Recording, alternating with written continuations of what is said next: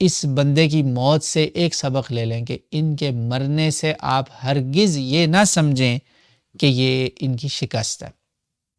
اگر یہ شکست ہے تو پھر قرآن پاک میں جب اخدود والے ملعون لوگوں نے، اصحاب اخدود جیسے ملعونوں نے جن کو اللہ نے لعنت کی، قرآن پاک میں سورہ بروج میں جب انہوں نے خندقوں میں پھینکا تھا نا، خندقوں میں پھینکا تھا لوگوں کو، بستیاں جلا دی تھیں، تو وہ جلنے والے سارے ہار گئے تھے نا، بظاہر تو وہ فتح یاب ہو گئے، مظلوم مارے گئے سارے، ظالم بظاہر بغلیں بجا رہے ہیں، نہیں، وہ مرنے والے ایکچولی وہ فاتح ہیں، وہ فاتح ہیں۔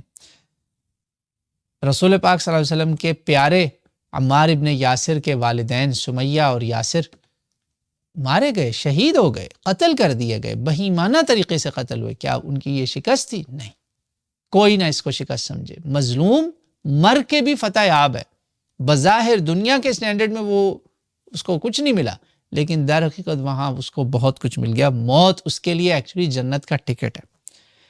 اصحاب احد 70 سے زیادہ صحابہ شہید ہوئے، کئی تو ایسے تھے جن کو آپ غسل کے لیے بھی نہیں اٹھا سکتے تھے، قیمہ کر دیے گئے ان کے جسم۔ سیدنا حمزہ ہے، حنظلہ ہے، مگر فرشتے غسل دینے آ گئے۔